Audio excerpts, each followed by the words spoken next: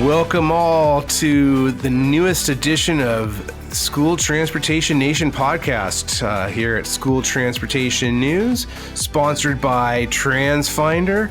I'm Ryan Gray, editor-in-chief. Tony Corpin, our publisher, is taking the week off, but welcome back to the stage, Taylor Hannon, our associate editor. Taylor, thanks for joining us. Hello. Yes. Hello, Nation. It's great to be back. Great to have you, as always. So the busy past couple weeks, of course. We're still in the throes of COVID-19 and the school bus driver shortage, of course. But we got some clarity, or we're looking to get some clarity, Taylor, that elementary and secondary school emergency relief funds tied to the American Rescue Plan. Some folks have been asking us questions here at STN saying, hey, we've seen in some of your articles that it mentions that folks are using some of that money to hire and retain school bus drivers.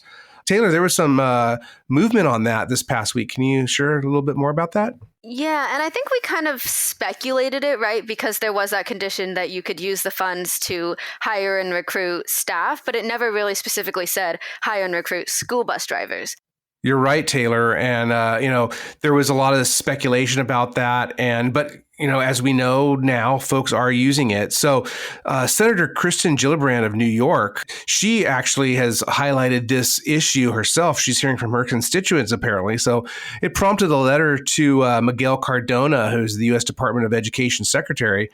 And the senator is urging clear guidance from the feds out to states and school districts on how they can use those ESSER funds. Taylor, you wrote a little bit more about it. Can you share a little bit more about what specifically Senator Gillibrand is asking for? Yeah, so it sounds like her staff reached out to the department and was informed that ESSER funds could be used for hiring bus drivers and keeping bus drivers, right? So retaining them as well. But there was nothing from the DOE kind of on that, or it was never explicitly said that departments can use these funds for school bus drivers. So she's basically asking for guidance for the US DOE to submit guidance that says, okay, yes, you can use funds for school bus drivers and help give a little clarity into this issue. Yeah, taking out that guessing game, because again, folks are using that money. But if it's not promoted and folks don't specifically know that they can use it or how they can use it, then that's obviously an issue. Certainly, we keep talking to folks about the school bus driver shortage. A little bit later on, we're going to be joined by Rick Walterscheid, who is the Director of Transportation and Special Projects at Goose Creek Consolidated ISD outside of Houston. Taylor, we remember him from our October issue that's out right now. He's on the cover along with Antonio Civitella from TransFinder, our podcast sponsor. So, Rick, if I could bottle enthusiasm, boy, I could get that guy and sell it for a mint.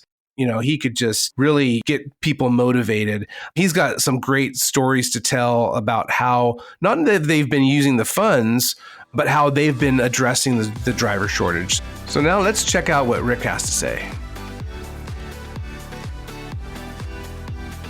We are now happy to bring to the podcast stage Rick Walterscheid, the Director of Transportation and Special Projects for Goose Creek Consolidated Independent School District in Texas, the Houston area. Rick, thank you for joining us today. Thank you. Great to be here. I'm very honored to be asked to join this podcast. It's quite an honor. It's one of the highlights of my career. Well, it highlighted your career too, I hope, was being the cover boy for our October issue. Cover boy, well, that's a new one, buddy. But it's nice to be recognized. But it's just what we do, right? There's a whole lot of me out there. There's a whole lot of me's in the United States and all over the country that do what we do every day. Yeah. It's nice to be honored with great people and amongst. But the reality of it is that we all deserve that recognition. But I am very, very, very humbled after 23 years to be selected. And to do so with Tony has just really been icing on the cake. It's just really been great. So he's talking there about Antonio Civitella, the president and CEO and founder of TransFinder. So they're both adorning the cover there. So our joint cover boys for October. So the article is our Rising Stars feature that we've been doing for several years now. And Rick, like what you said, there's so many folks across the nation. I mean, hundreds of thousands of people that are in people transportation who are doing the job every day. And it's impossible to recognize them all, of course. But with School Bus Safety Week with us right now, and we always want to use our magazine as much as possible to shine the light on sometimes some of the people and the stories that maybe we don't know, and we should. So when we had the opportunity to learn more about you and the other rising stars, we always jump at that. So speaking of which, it was really interesting to learn more about you, Rick.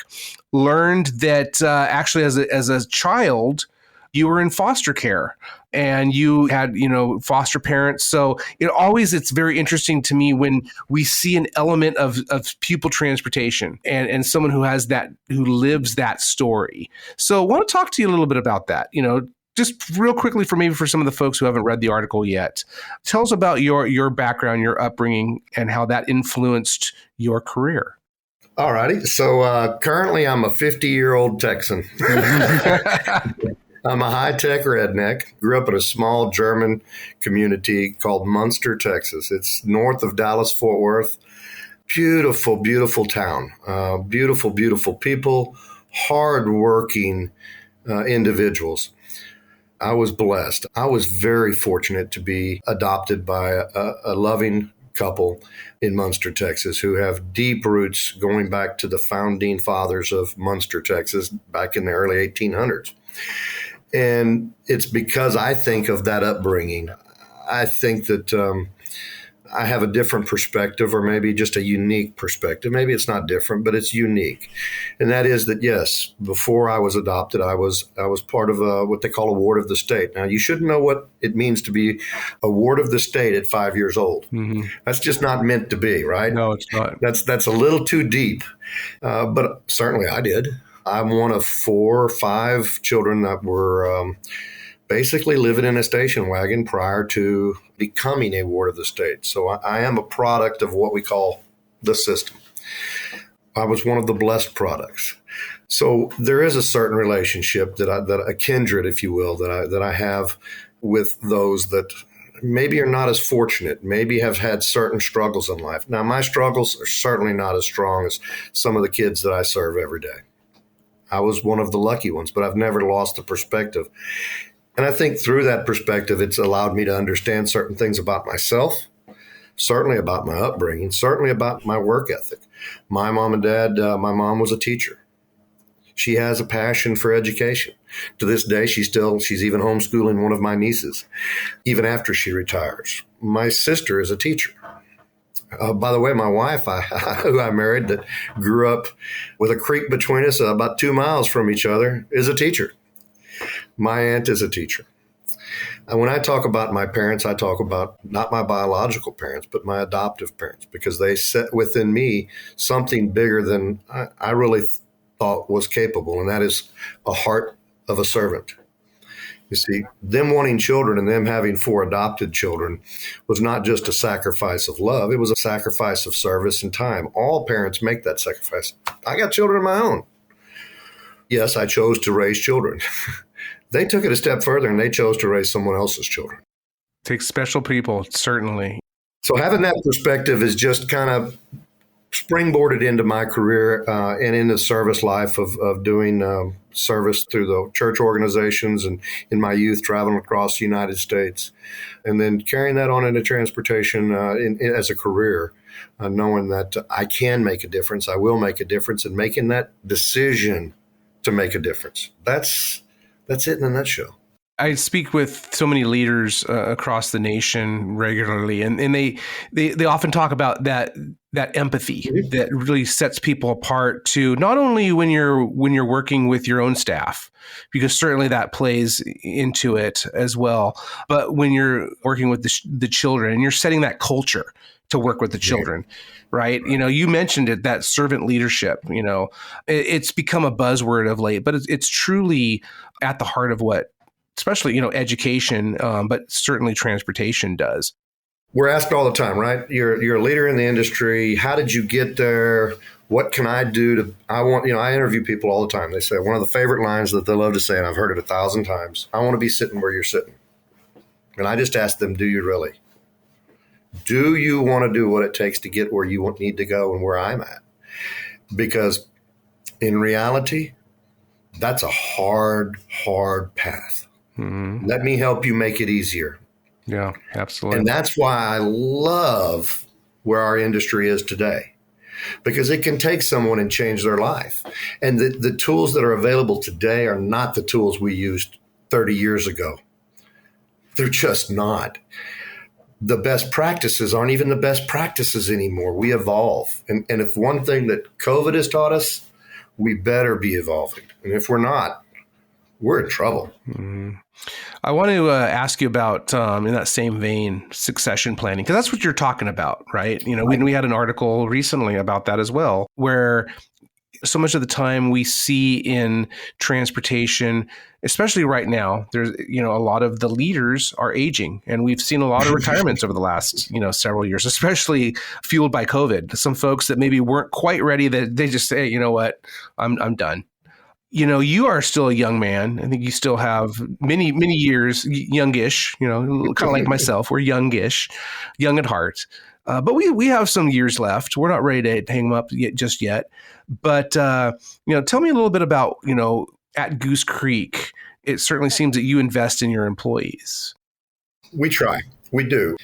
Here's the crux of it. I don't know anything other than transportation and school business. I started out as a custodian at my home campus because I came back from, my tour of ministry work, and I went to work. And at that time, I thought I knew what I was doing, right? Rock on along. Went to my first district, rock on along. I was the maintenance director, transportation director. I didn't know buses from squat. The stuff we do today was so over my head. Went to another district, and finally I said, you know what? I'm tired of being the dumbest guy in the room. And that was the attitude that it took for me to become what I wanted to be, and that was the transportation director that I wanted to be. And that was one that can provide someone else the knowledge that I've learned the hard way, and the tools that are capable, that are there, willing. I said it earlier that you can give a person a shovel, you can provide the world with a shovel, but if they don't want to pick it up and do the ditch, it ain't going to do you any good. But if you continue to think that the shovel is the best way to do things, then you're missing automatic diggers. Mm-hmm. And so it's that attitude that really drives me on the daily basis. And it is that succession, right? We've got to look at our employee force. What's taking them? Right now, we have a national problem with school bus drivers. They're aging. Our pay has pretty much been stagnant over the decades. Our staff is getting older, the leadership staff.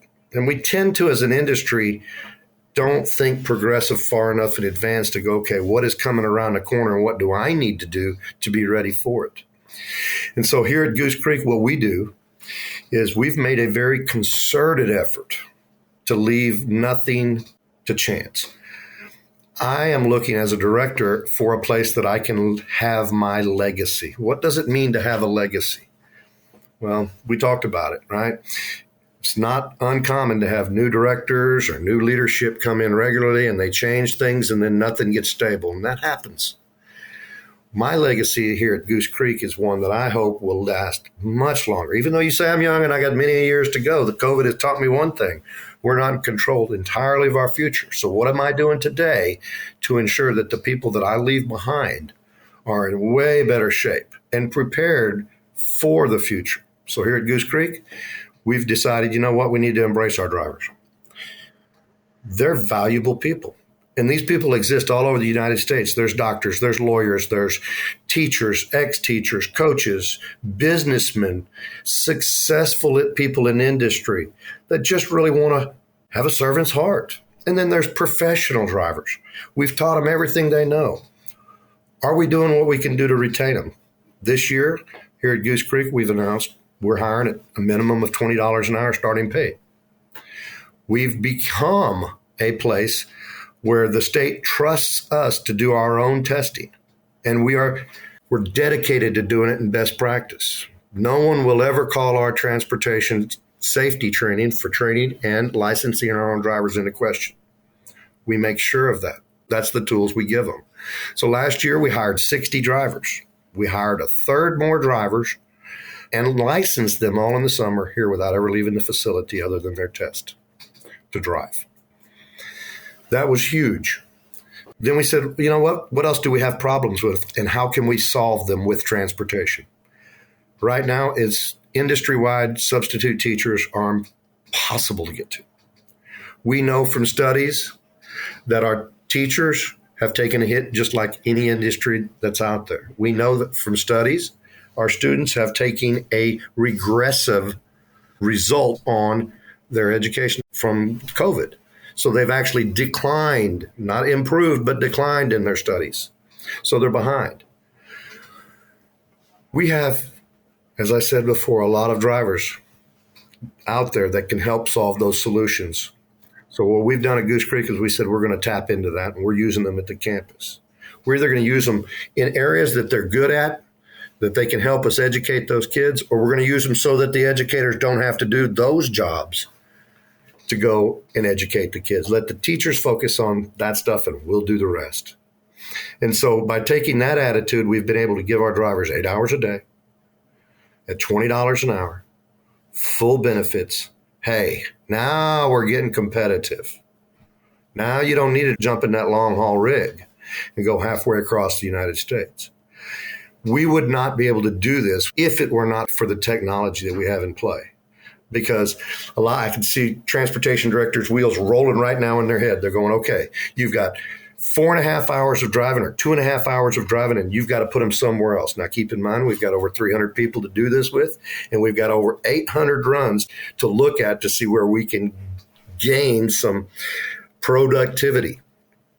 And so when you put all that together, you have to rely on technology. Nobody's brain can take care of that. And so we're currently giving our staff all the tools necessary to do that with.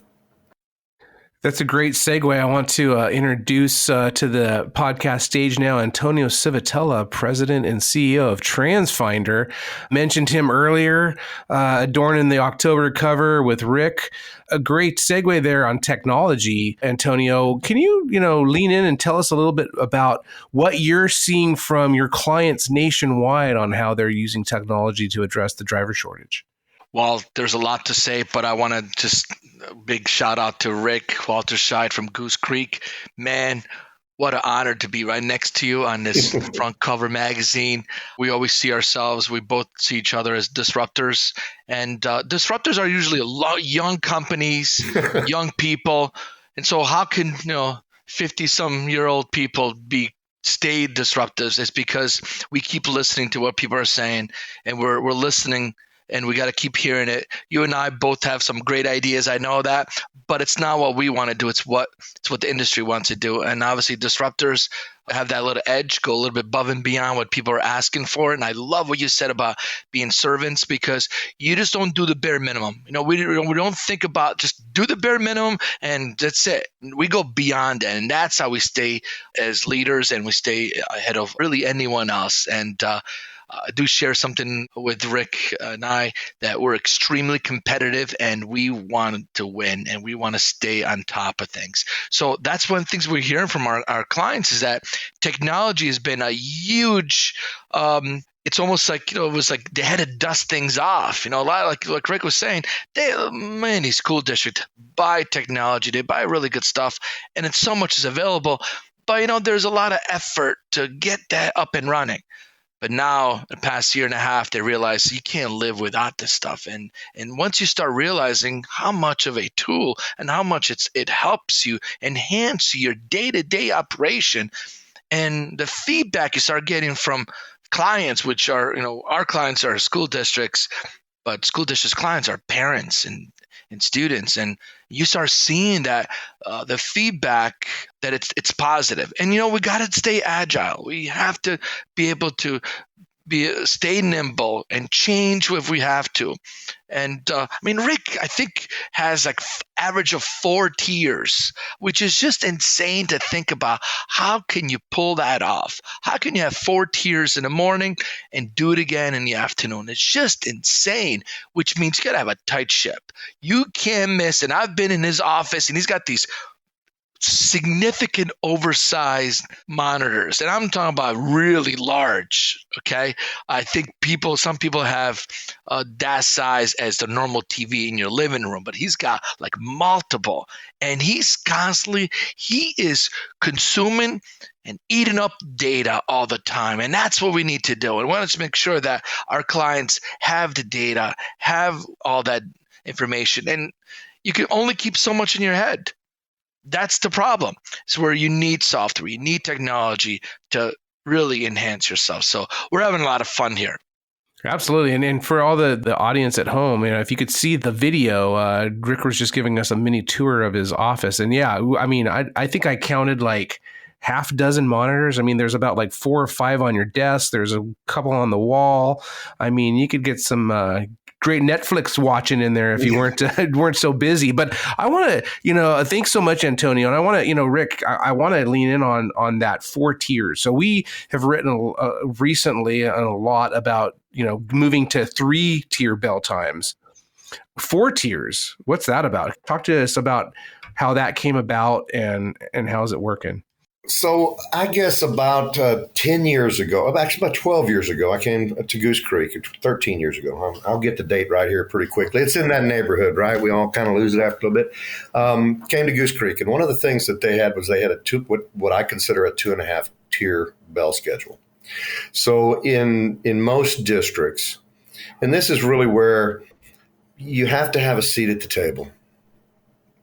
Sometimes the decisions are made without all of the information. That does not mean that the decision wasn't correct, right? But without all the information, even the best leaders at the highest levels in any school district can't make the best decisions. It just doesn't happen. And if they do, it's a stroke of genius and luck. So when I got here, every bus was late to school. Rick, what are you going to do about it? Oh, I got 14,000 kiddos to get here. I don't know what I'm going to do about it. But give me a little bit, and I'll work on it. So we watched and learned for the first 6 months. And then the next year we said, we're making some changes. At that time, we looked at it and said, okay, what is it going to take to get our kids? So basically, we took our elementary schools, which is one of our largest populations because they go to grade K through 5, and we split them into 2 equal feeder patterns. So that's tier 1 and tier 2. Then we picked up high school and junior high after that.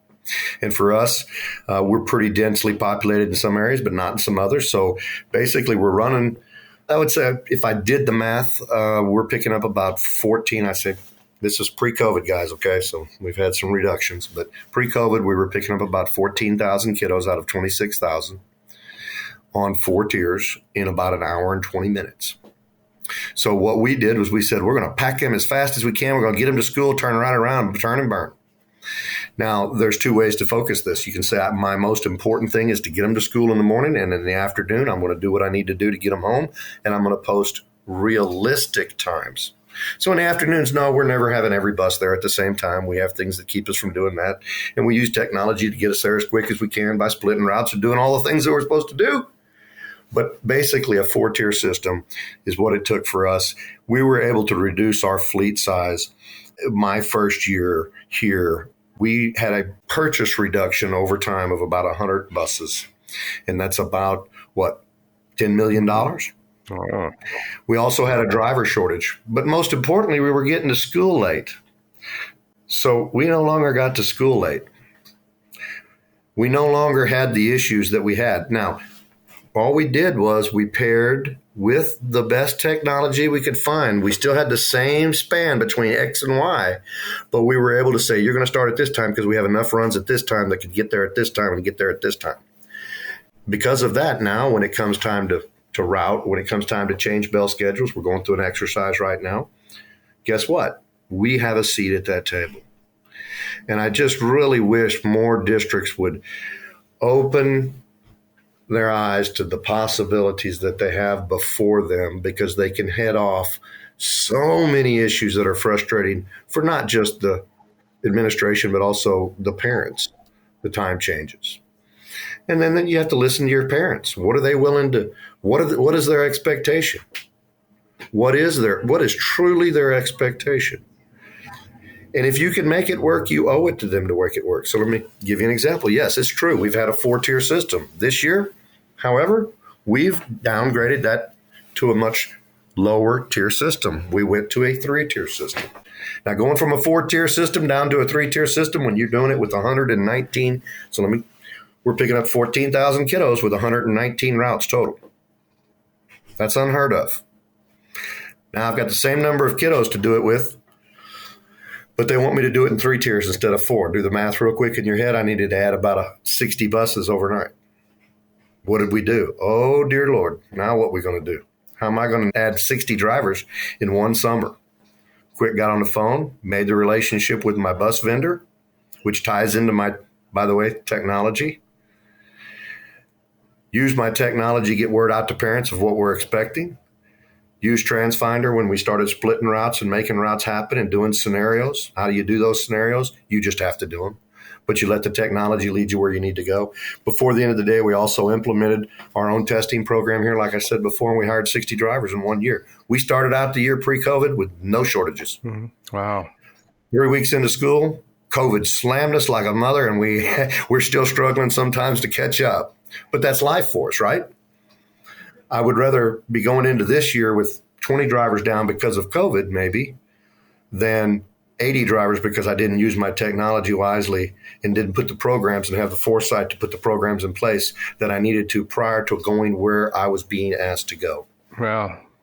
And building that relationship with your leaders. So once COVID hit us, then we had to redo everything just like everybody else. We start splitting routes. We start combining routes. And because we were able to go from a 4 down to a 3, guess what? I looked like a genius when I put those routes back together that I had the whole dadgum time and said, okay, you're going to get home 30 minutes later now.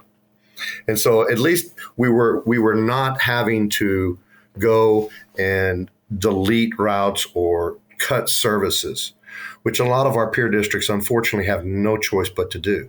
They're out of people in the shop. They're out of dispatchers that they can send out, that are out of the routers. These are real world things. Parents still want to get their kids home. The other thing we did was we called upon our parents. Then it goes back to what you said. A lot of times they don't even recognize that we're humans, right? We're struggling just like they are to get through the day. Oh, by the way, most of my drivers are parents.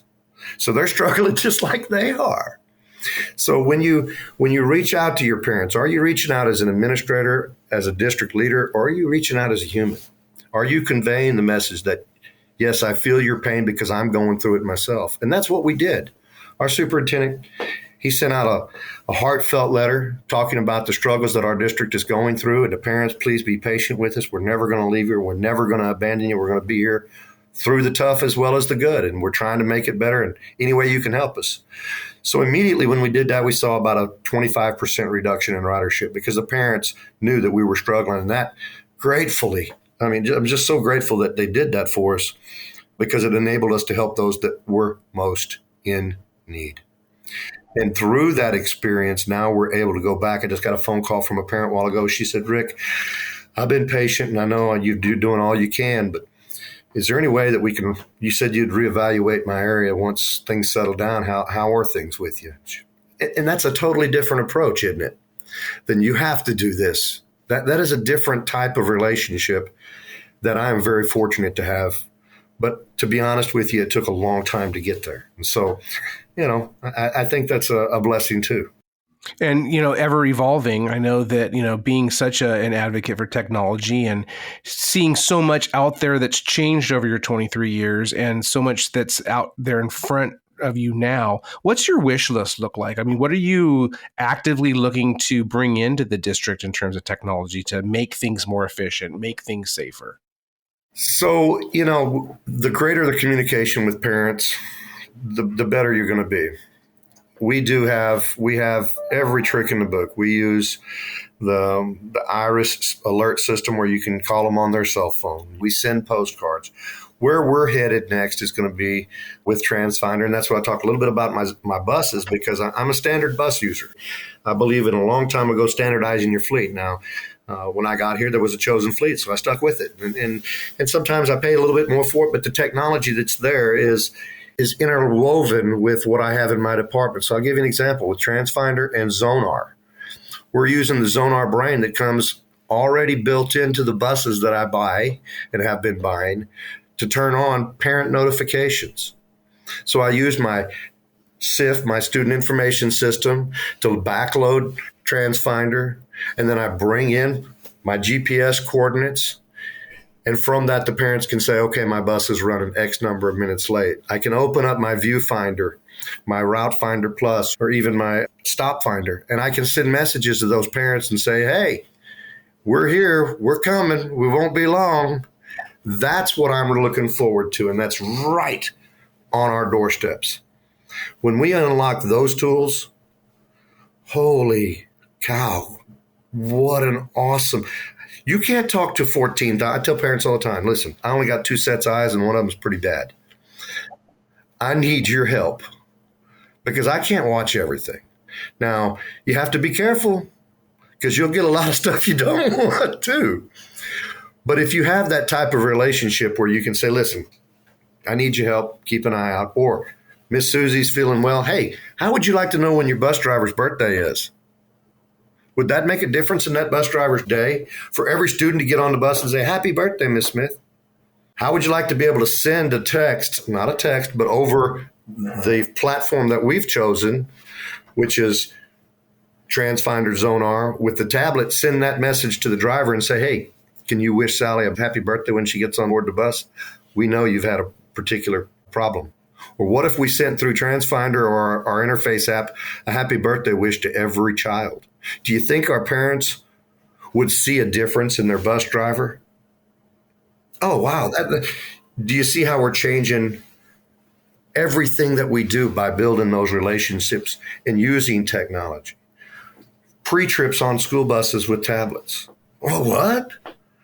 One reason I use Zonar with TransFinders, I can pull the data from Zonar, from our fueling program, into my routing program. I can pull in the information from my fueling program into Service Finder by TransFinder and update all of my mileages. When my bus pulls in, there's a nozzle. At the end of the nozzle, it transfers the miles and any engine codes from the Zonar system back into my TransFinder Service Finder program. And next thing you know, my mechanics are that much quicker to respond. The interface between the tablets and my shop. What an incredible, no more paper? What an awesome concept. How many districts are not utilizing their tools and why? I think a lot of it has to do with fear. I think a lot of it has to do with change and the fear behind that change.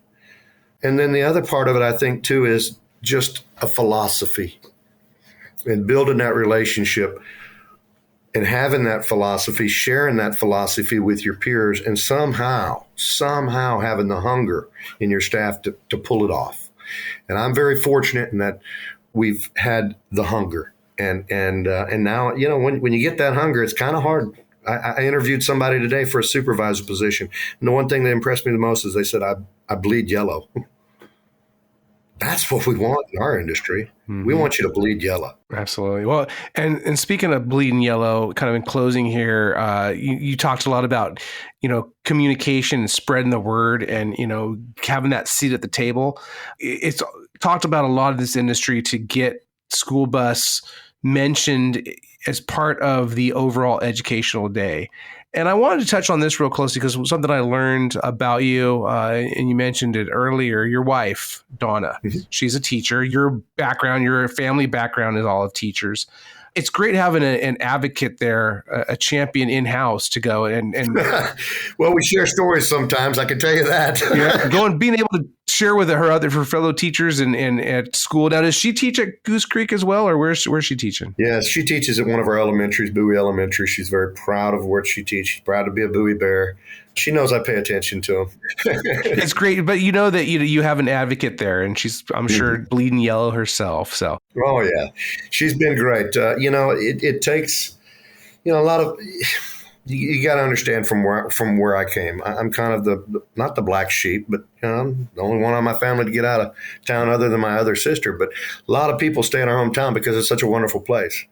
But my wife has joined me, and that's meant the world. Having a partner, somebody that you can lean on. She's been the best companion. I always say that my wife and my children got on the bus with me long before I knew what a bus was. And thank God they stayed on it, because they followed me all across the state. I've been from Lake Travis to Fort Worth, down to North Texas, and all the way down to Houston now.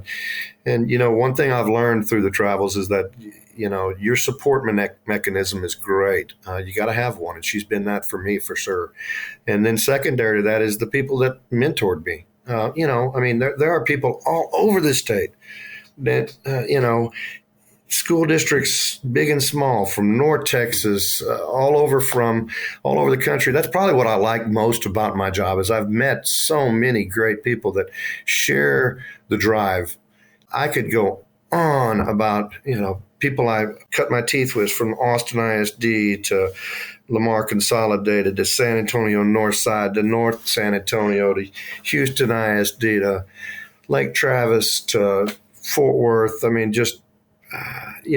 Good people and professional organizations. The professional organizations are there. You got to use them. Nobody can retain this. You got to have a network to be good at it. And no vendor has all the solutions. If you're looking for a vendor that has all the solutions, you're not going to find it. You have to be willing to work with your vendor to find which solution fits you. And you have to almost learn how to make the solution when none exist.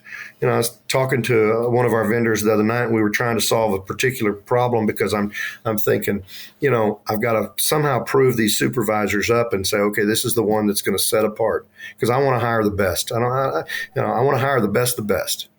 And so I gave them a task, and one of the tasks, I had to really think about how I was going to break the vendor's system so that I would know, can they undo what I just did? And to my surprise, I had a few fail. But that sure separated the wheat from the chaff. Yeah. And I'm sure it made them stronger in the long run too, even if they're, Oh, definitely.